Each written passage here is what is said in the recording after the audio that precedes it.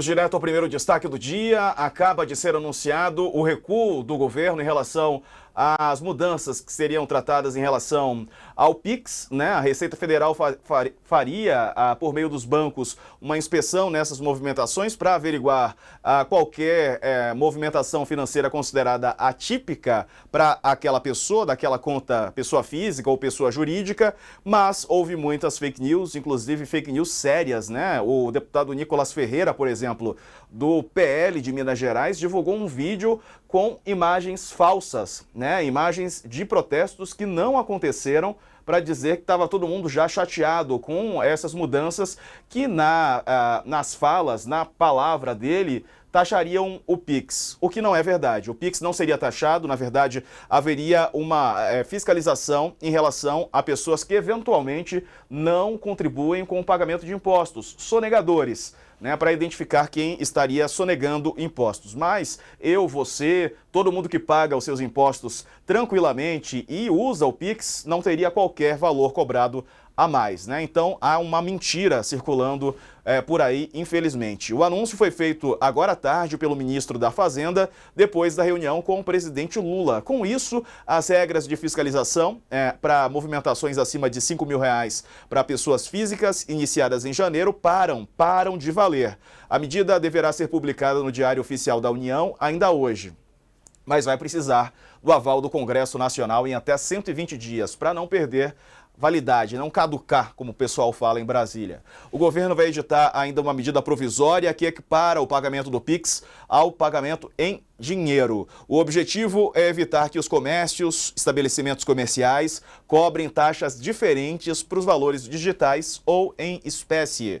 Essa foi a forma que o governo encontrou para tentar evitar a avalanche negativa, né, de críticas por conta das fake news. O ministro Fernando Haddad disse o seguinte, abre aspas, você não pode cobrar a mais porque a pessoa está pagando em PIX. PIX é dinheiro instantâneo na conta da pessoa. Você pode até, por falta de conta bancária, não usar o PIX. O PIX não é obrigatório, mas quem quer que utilize o PIX vai ter que usar o mesmo valor pago em dinheiro. Não pode ter nenhum crédito no valor cobrado, porque quando usam a maquininha no cartão de crédito e débito, há uma taxa que é cobrada, né, para essas pessoas. Mas no PIX não tem nenhuma cobrança, então não faz sentido cobrar mais caro na cobrança via PIX do que no valor que seria pago em cash, em dinheiro. O ministro seguiu defendendo, no entanto, uma fiscalização mais rigorosa da Receita.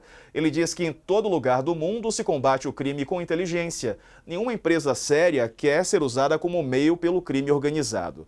A polêmica foi muito explorada pela oposição, mas não só pela oposição. O UOL mostrou que até petistas, aliados do governo, apontaram que a decisão, embora correta, foi tomada sem levar em consideração a realidade do país e sem pensar em possíveis impactos políticos. O Haddad chamou a repercussão de manipulação de opinião pública, disse que o estrago está feito, inclusive senadores e deputados agindo contra o Estado brasileiro. Eles vão responder por isso. E citou o filho do ex-presidente, o senador Flávio Bolsonaro.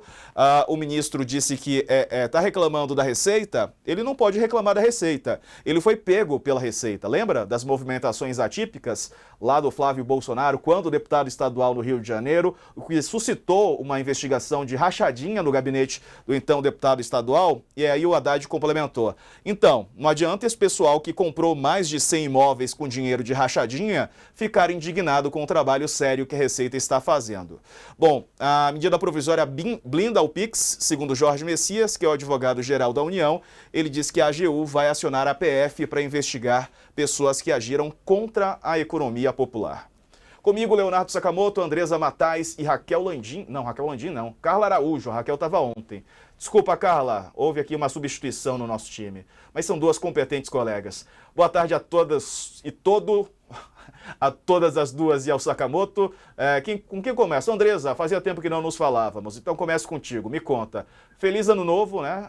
Pode falar, é dia 15? É chato, né, continuar falando até fevereiro, mas como é a primeira vez que eu te vejo, feliz Ano Novo. E qual que é a tua impressão disso tudo, dessa mudança, Andresa? Boa tarde. Boa tarde para todo mundo. Pode mandar feliz Ano Novo até o final do ano, que é sempre bom. Essas energias sentimentos bons, né? Sempre vale, energia boa. Muito bom. Então, para quem está assistindo também, feliz ano novo, eu estava de folga, estou voltando agora já no meio da confusão. E é inacreditável como que esse governo consegue fazer tanta caquinha uma atrás da outra, porque você achar que o comércio cobra mais do Pix é porque esses ministros não estão indo em loja comprar nada, pelo contrário, né? Quando você vai no comércio hoje, quando você paga em Pix, você paga mais barato, né? Então, são medidas inócuas aí. E acredito que o governo está falando que vai mandar MP, que vai fazer isso, vai fazer aquilo, só para tentar disfarçar um pouco esse recuo, porque a ideia ali no governo é colocar esse assunto debaixo do tapete e seguir a vida, né? Como se diz aí, próximo assunto, vamos sair dessa questão do Pix. Eu tive acesso a uma pesquisa aqui, é do Instituto Pares, que é um instituto de análise de redes sociais, que mostra o seguinte: eles analisaram 2.400 menções nas redes sociais com relação a esse tema do Pix. 90% dessas menções foram negativas. Então, não tinha como o governo tomar outra atitude, senão recuar nesse caso. O problema, e segundo analistas de pesquisa com quem eu conversei, eles dizem assim que gera uma desconfiança, porque este recuo do governo não foi feito porque o governo reconheceu que errou ou porque ele revisou essa medida. Foi feito por conta da pressão e da avaliação negativa que se fez em torno desse tema, inclusive entre o eleitorado do presidente Lula. Então, não tem descredibiliza o governo, tudo isso que foi feito, e esta pesquisa nas redes sociais, ela mostrou também que o sentimento negativo com relação a esse assunto aumentou depois que o Lula fez aquele vídeo passando um Pix para o Corinthians. Acho que até o presidente Lula está certo, eu sou corintiano, pode dar dinheiro para o Corinthians. Mas o vídeo não ajudou a melhorar, soou como falso na avaliação das pessoas. Então, o governo vai ter que rebolar para tentar recuperar a credibilidade que perdeu e tentar desviar desse assunto do Pix, porque nesse assunto ele já perdeu. O vídeo do Nicolas, em que ele trata desse tema, já atingiu hoje 153 milhões de views. E o problema maior, já encerrando aqui, é que o PT não tem um Nicolas para chamar de seu. Tinha ali os Janones na campanha, eles limaram os Janones, e não tem ninguém que possa fazer esse trabalho aí nas redes sociais do tamanho que o Nicolas está fazendo. Talvez ter um Nicolas para chamar de seu, não sei se seria realmente uma boa. Mas, com a repercussão do Nicolas, isso sim seria uma ótima, né? Porque ele tem uma repercussão incrível, isso não dá para negar, como o conteúdo que ele produz chega de forma simples, clara e convence um grande público, uma grande parte do eleitorado. Tanto é que ele foi o deputado federal mais votado do Brasil, tão jovem, né? Lá em Minas Gerais. E aí, Carla? E vídeos de 4 minutos, né? Que a gente não está acostumado. Maior, né? Para rede social. Né? Rede social agora é tudo 1 minuto, 1 minuto e meio. Fala, Carla. Boa tarde.